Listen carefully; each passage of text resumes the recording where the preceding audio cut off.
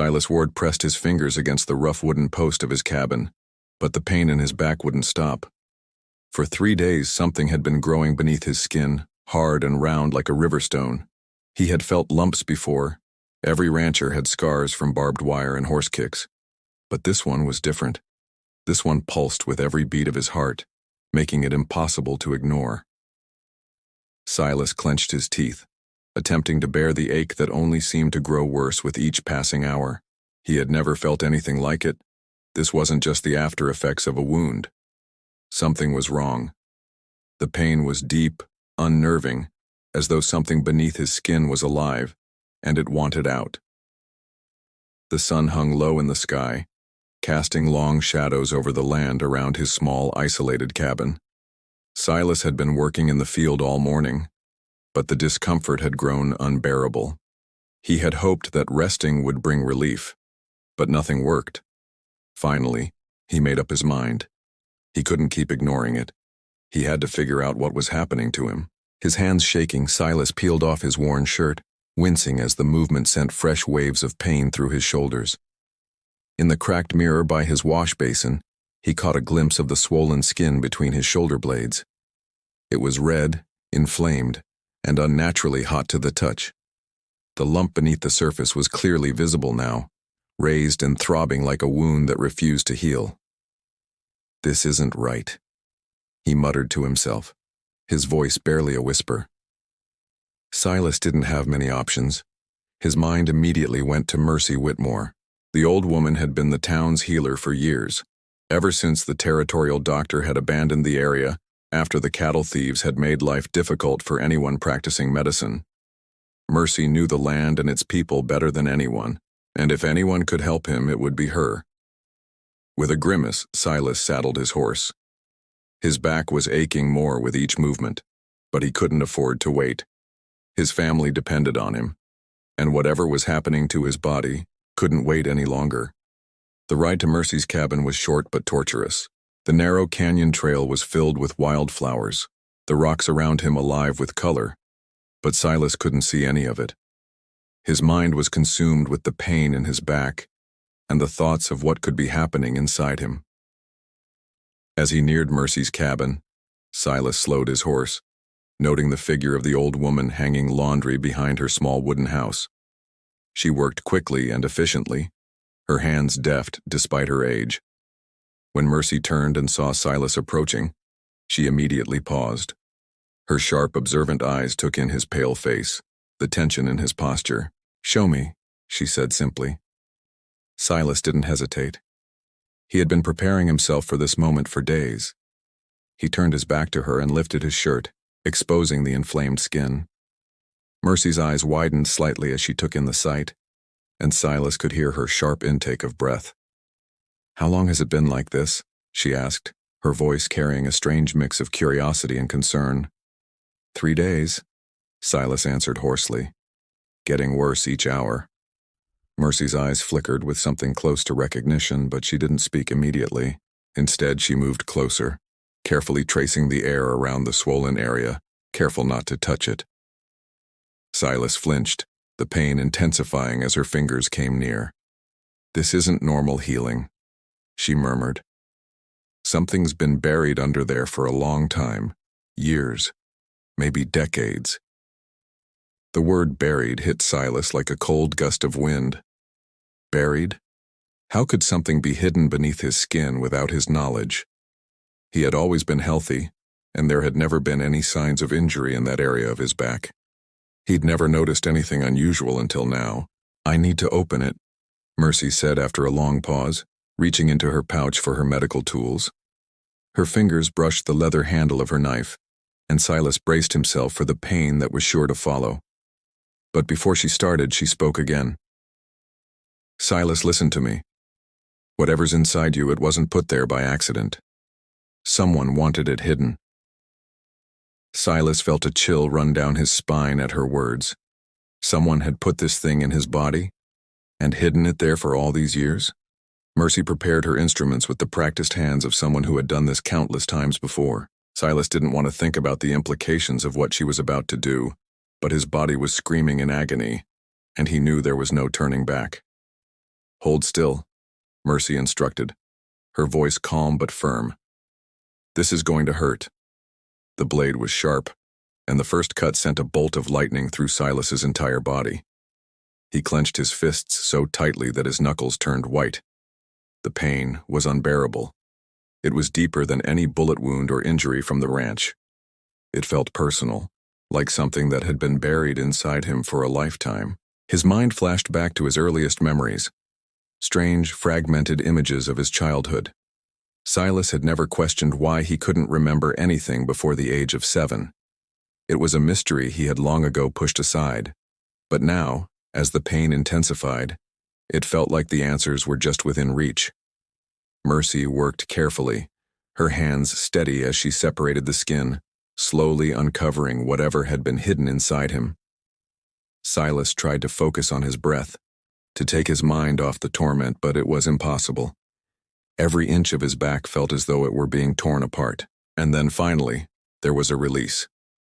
Mercy leaned back, wiping the blood away with a damp cloth. She stared at what had been hidden inside Silas's body for so many years. It was a small metal cylinder, no longer than a man's thumb. The wax seals at both ends had somehow remained intact, and the tarnished silver metal was etched with symbols neither Silas nor Mercy recognized. It looked ancient, something from another time. Someone put this inside you when you were very young, Mercy said softly, her voice filled with awe and caution. The scar tissue tells me you were probably just a baby when it was done. Silas's fingers trembled as he reached for the cylinder. The weight of it felt odd, like it had been part of him for far longer than he could comprehend. The heat of the metal seemed to seep into his skin, but it wasn't just the temperature that caused him to shiver. It was the overwhelming realization that something had been hidden from him, something vital. What kind of person puts something like this inside a baby? Silas muttered under his breath, his mind reeling. Mercy's gaze softened, her voice grave. Someone who needed to hide information. Someone who knew that child might be in danger.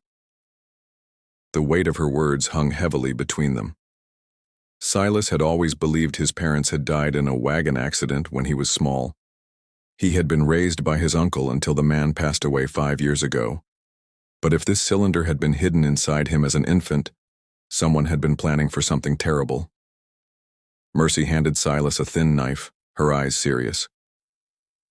"You'll need to break the wax seal," she said, her voice steady but filled with hesitation. "But Silas, are you sure you want to know what's inside?" As Silas stared down at the small cylinder in his hand, he heard the sound of hooves approaching. The sound was faint at first, but it grew louder with each passing second. "Someone's coming," Silas whispered, his voice tight with concern.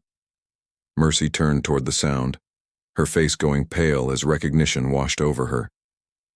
"That's Gideon Flint," she said in a near whisper. "He's been asking questions around town about a man with a scar on his back." The words froze Silas in his tracks. Gideon Flint? The man who had been asking about him? How could he know about the scar? Silas felt the weight of the metal cylinder in his hand, its cool surface seeping into his skin, and the realization of what it could mean sank deeper with every passing second. His heart raced as the sound of hooves grew louder, closer. The pain in his back seemed to pulse in time with his anxiety, but the approaching rider held his focus. He turned his head toward Mercy, who was standing still, her face pale. "Gideon Flint," she whispered again, her voice strained. Gideon dismounted, moving with the smooth precision of someone who had spent years on horseback. His dark coat looked travel-worn but expensive, and his eyes darted around the area, observing everything with a trained intensity. Silas couldn't help but feel exposed, standing here with Mercy, his back bare, the wound still fresh from her ministrations. "Morning, folks," Gideon called, tipping his hat. His voice was refined, but there was an edge to it that sent a chill down Silas's spine. "I'm looking for a man who might have a distinctive mark on his back. Old scar, probably between the shoulder blades." Silas froze, his hand clenched around the cylinder, his breath catching in his chest. How could he know? Gideon's sharp eyes flicked between them, and it was clear he wasn't just making casual conversation. He was looking for something. or someone. Silas's stomach churned with a rising sense of dread. Mercy stepped forward, her posture protective. "Don't know anyone like that," she said firmly, her voice betraying nothing. "You might try the saloon in town. More people pass through there." Gideon's thin smile never wavered. "I think you do know someone like that. In fact, I think he's standing right behind you." Silas's breath hitched in his throat, his muscles tensing. He realized his shirt was still off, the bandages clearly visible over his wound, and he could see Gideon's gaze flickering down to it. How had this man known? How had he been watching Silas so closely? His mind raced, trying to piece together how a stranger could be so keenly aware of something so personal, something he had hidden all his life. "You've been watching me," Silas said quietly, his voice low and measured, but his hands betrayed him, trembling as they still clutched the cylinder. "For 3 days." Gideon didn't flinch. "Ever since you started favoring that side when you walked. Takes a trained eye to notice the signs of something working its way out of old scar tissue." Mercy's hand moved toward the rifle leaning against the wall, but Gideon immediately raised his hands, palms open in a gesture of peace. "Easy, ma'am," he said smoothly. "I'm not here to hurt anyone. I'm here because that man has something that belongs to my employer, something that was hidden a very long time ago." The words sank into Silas's bones like cold water. He could feel the metal cylinder still pressed against his chest. The weight of it felt like 1,000 pounds. He was being hunted, and everything he thought he knew about himself, his family, and his past was beginning to unravel in front of him. "What employer?" Silas demanded, his voice steady despite the rising panic. "A man who's been searching for a lost document for 23 years, Gideon replied, his voice gaining intensity.